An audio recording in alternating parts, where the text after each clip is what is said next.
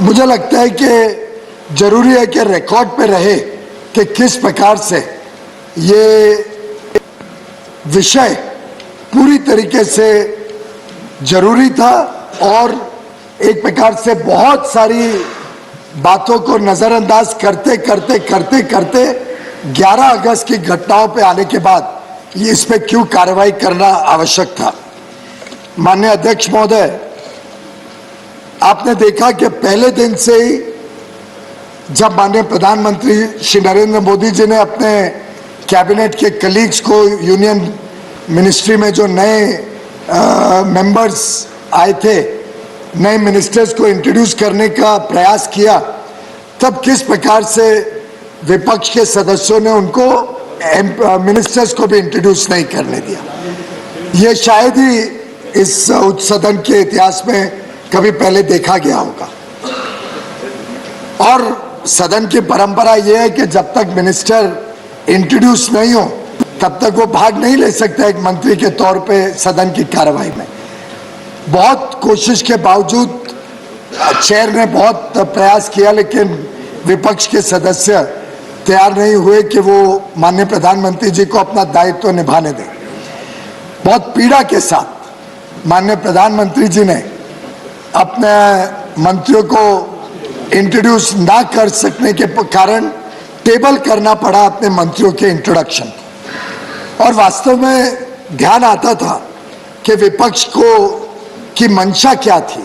विपक्ष को चिंता थी कि इतनी सारी महिलाएं माननीय मंत्री बनी है, इतने सारे सामाजिक वर्ग जो वर्षों वर्षों तक पीड़ित रहे, उनको मौका मिला केंद्र सरकार में एक यूनियन मिनिस्टर बनने का।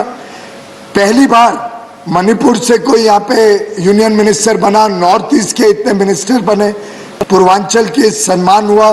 पूर्वांचल के प्रति माननीय प्रधानमंत्री जी ने एक इक्वालिटी का मैसेज दिया पूरे देश को।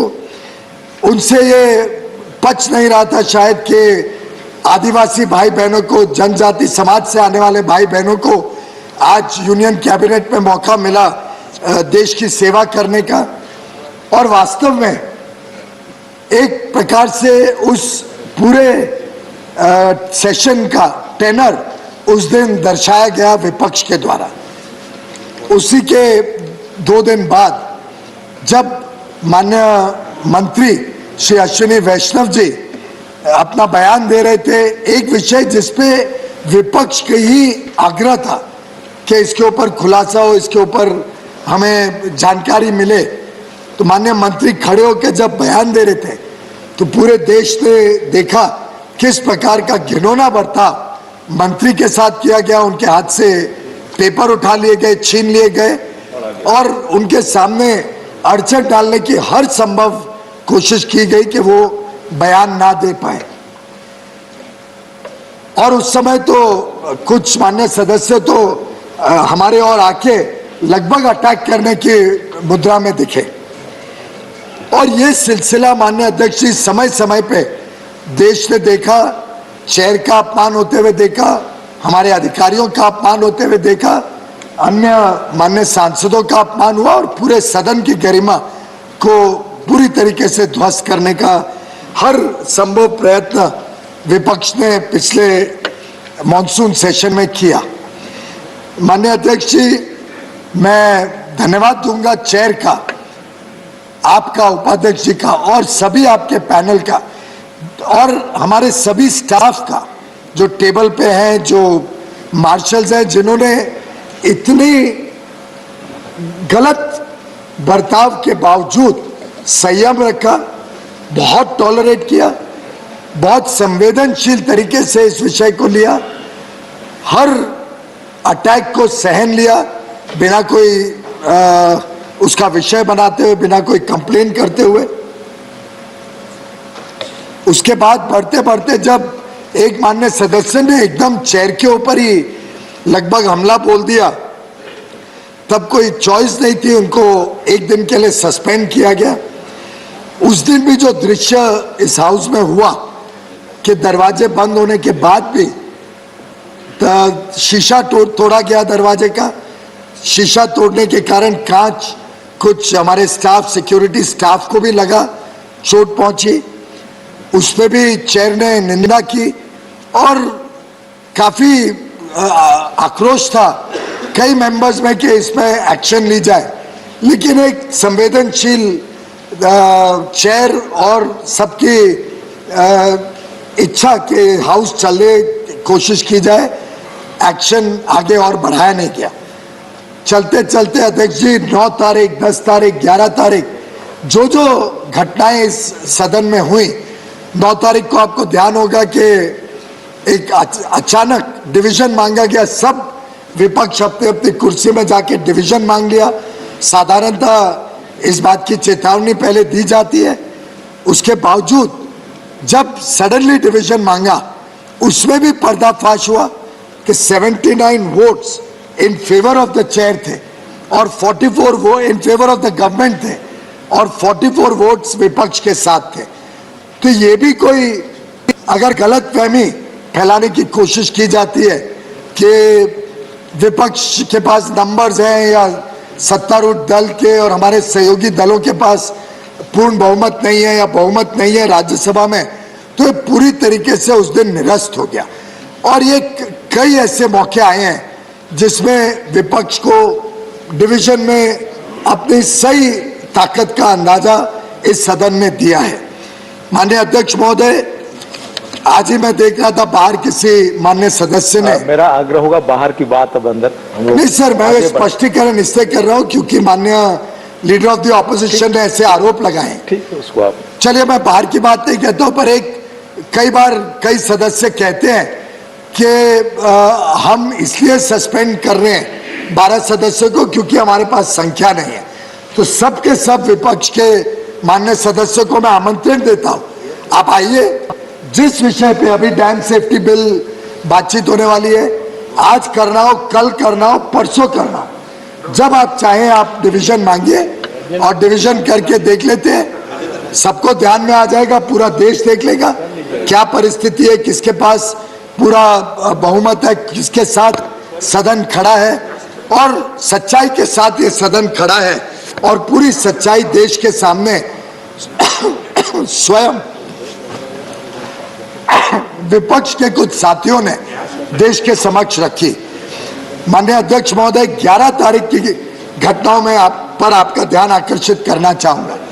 आपको ध्यान है 11 तारीख को आखिरी दिन था सेशन का, हम सब यहाँ असेंबल थे, पर शुरुआत से कुछ माननीय सदस्यों ने बहुत ही खराब तरीके से यहाँ पे व्यवहार किया।